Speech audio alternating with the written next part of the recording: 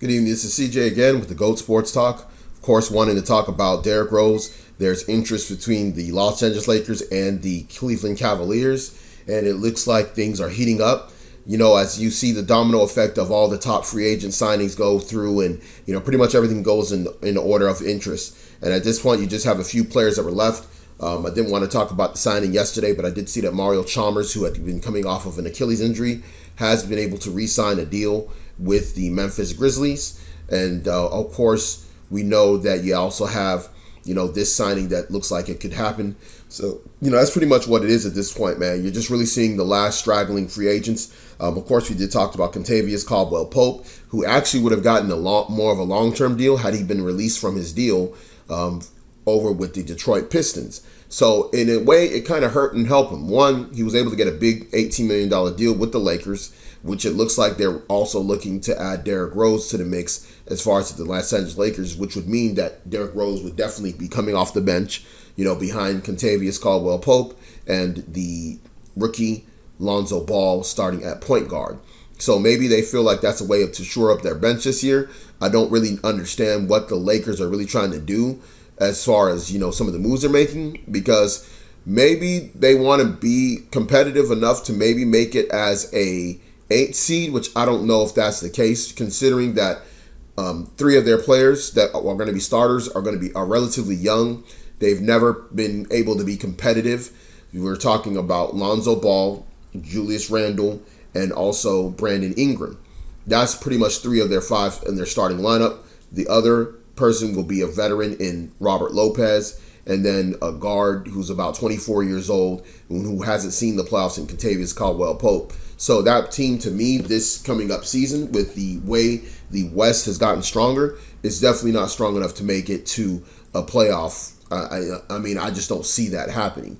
And I don't think many people that are Laker fans can see that happening. I think if you're a Laker fan this year, I think what you want to see is the growth in 3 of your younger players. You want to see Julius Randle come into his own and be maybe an 18-10 guy this year, running the floor, finishing, hitting, maybe even a 3-point shot. At this point, you want your power forward to be able to hit the 3.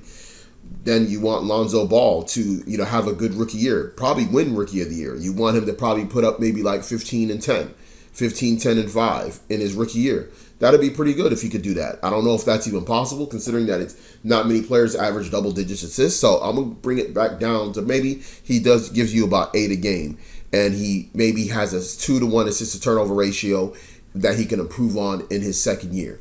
Other than that, I just don't see what you're really expecting. I think I even seen, somebody say from one of the Fox networks concerning, Brandon Ingram that, he needs to do about 17, 18 a game to possibly attract LeBron James. I'm like, nah, bro, you're in your second year. You need to be putting up 20 to 24 points a game minimum. And we need you to have dominant games dropping 40 points. We need you to turn into Kevin Durant, into his second year that everybody's been saying you're going to be. And you cannot be a 17 a game player without LeBron James on the squad. You should be putting up 20 a game. You are a guy who's going to be the main scorer on the squad. It just doesn't make any sense. So as far as with Derrick Rose does have a house in LA. Of course, he made a lot of money with his rookie. He had a big deal. In fact, he was one of the first ones that signed that big major contract due to the fact that he was of the age he was, and him having that MVP.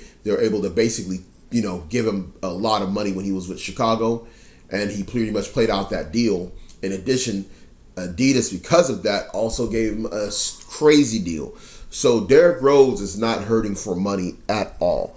And so I think at this point, him going to LA, I think would be premature at this point. If I'm him, I think if he's going to only be signing a 1-year deal, go to Cleveland and see and come off the bench as one of their main players off the bench and part of maybe, and then see if he can work his way into a lineup where maybe he might end up starting alongside of Kyrie Irving. Now, I know that's far-fetched. There's a lot of basketball issues that you're dealing with that, and concerning, ball handling duties, concerning the fact that who would guard who, who would be guarding who on the backcourt. There's a lot of problems that come to that, but I do believe that coming off the bench, he could be their primary scorer coming off the bench, something that they really lacked last year, especially in the finals.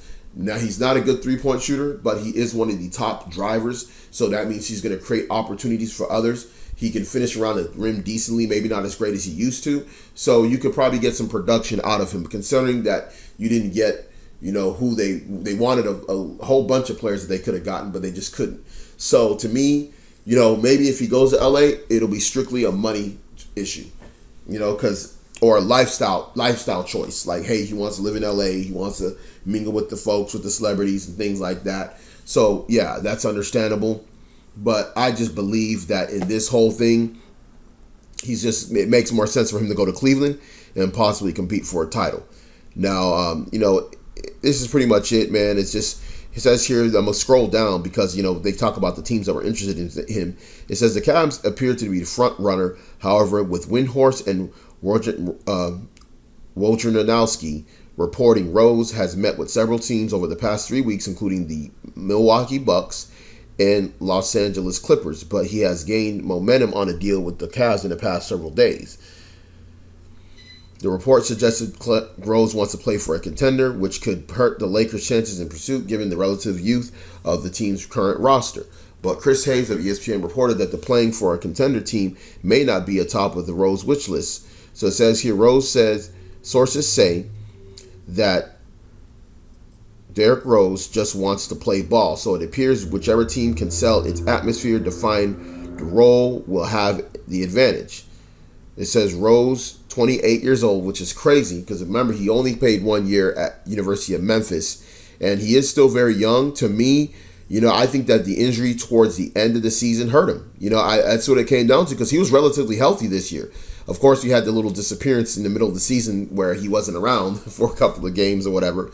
But besides the point, when he was on the floor, he played well. I seen him actually play against very good point guards and actually show up and have amazing games. We're talking about 25, plus point games and attacking all game, So I think that he is healthy. The injury at the end of the season really hurt him because I really believe that had he been able to finish out the season strong, I believe he would have been given some kind of a 3-year, $30 million type of deal, that he would have been able to lock up on some team somewhere, And that would have been good for him because he would have gotten more of a long-term deal. I think the injury is the injury at the end of the season is what hurt him, which it wasn't an injury that was going to be detrimental to his career. It was one that he would recover from, but again, it shut him down for the rest of the season.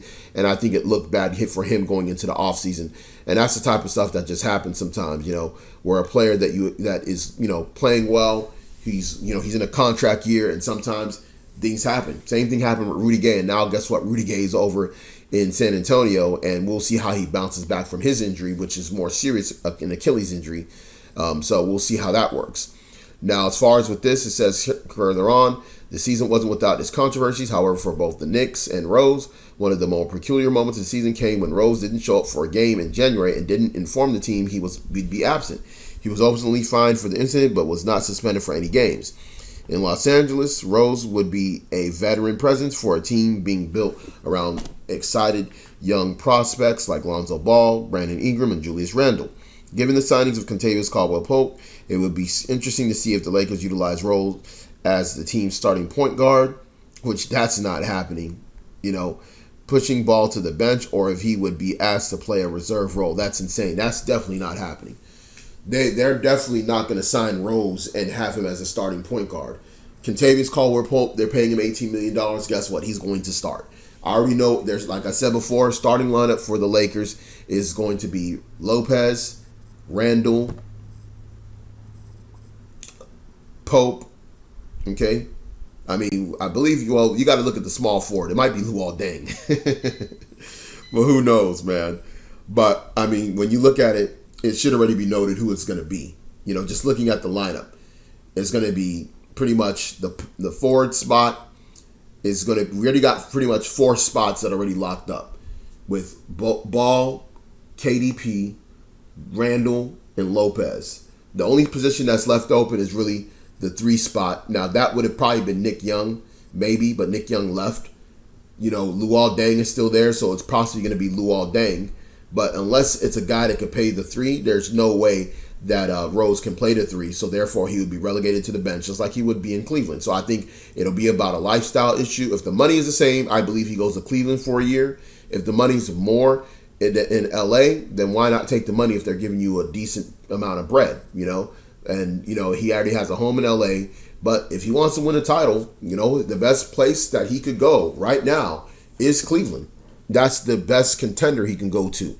There would be no pressure on him. He could come off the bench. The pressure is more going to be on the other players. And all he does is just come in off the bench as instant offense. And another ball handler that can basically share ball handling duties with, of course, Kyrie Irving, even though they just got Jose Calderon. So I think if they do sign him, there will be at some point a move to move Calderon elsewhere, unless they somehow plan on playing, Kyrie at the 2 and utilizing his offensive ability to do some scoring and give the ball handling duties to somebody else. I just don't know what would happen.